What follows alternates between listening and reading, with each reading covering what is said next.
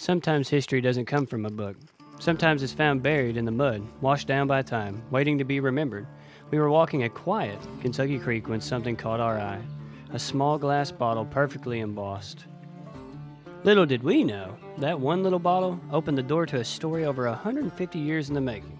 This is the forgotten tale of Dr. Newton Julian Paschal, a Confederate surgeon, local hero, pioneer druggist, and the beating heart of a little town called Fulton. Born in 1840 in Weakley County, Tennessee, Newton Julian Paschal came into the world just as America stood on the edge of chaos. By the age of 21, war had torn the country in two, and Newton, like many of his family, chose the gray uniform of the Confederacy.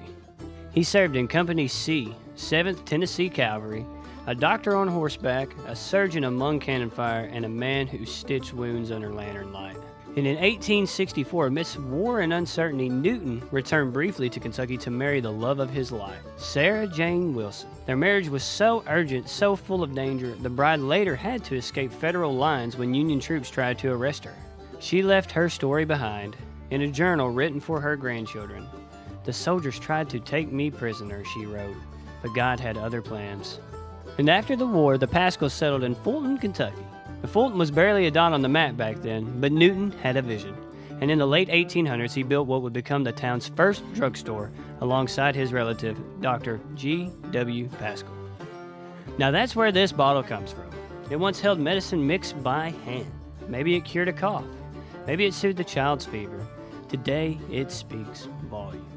Now the Paschals raised a large family at their estate, Forestdale, a home known across Fulton for its elegance and hospitality. Now, Sarah Jane and Newton raised 8 children under its roof. They gave back to this town one prescription and one prayer at a time. In October 1900, Dr. Paschal passed away from heart failure. His obituary called him a pioneer citizen of Fulton. His wife Sarah followed in 1921, surrounded by her children, just as she had lived strong, proud, Southern. Their legacy? Written not in a store, but in lives healed, stories shared, and yes, even bottles like this one.